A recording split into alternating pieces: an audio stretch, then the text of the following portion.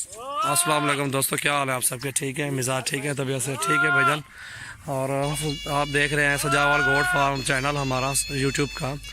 और हमारे चैनल को सब्सक्राइब करें, लाइक करें, कमेंट्स करें, दोस्तों के साथ शेयर भी करें। अल्हम्दुलिल्लाह आपको और भी न्यू वीडियो देखनी पड़ेगी इंशाल्लाह। हमारे पास प्योर राजनपुरी बकरे होते हैं हमारे पास। ये देख सकते हैं माशाल्लाह मेरे पास बहुत ही खूबसूरत जानवर खड़े हुए हैं।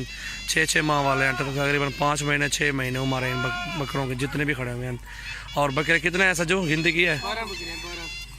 12 हैं। 12 बकरे हैं माशाल्लाह। VIP चीज़ हैं, बहुत ही खूबसूरत चीज़ है माशाल्लाह। जिस महीने भी लेना हो ये 12 के 12 सौदा कर लेंगे इंशाल्लाह, जायज़ रेट पे दे देंगे इंशाल्लाह। सजावल गोट फार्म पे आप एक बार विज़िट करें, डेरा गाजी खान इंशाल्लाह। बहुत ही खूबसूरत हमारे पास ये बकरे होते हैं।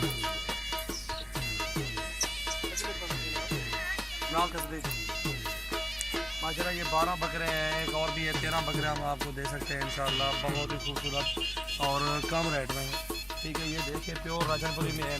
बात एक ही होती है हमारी।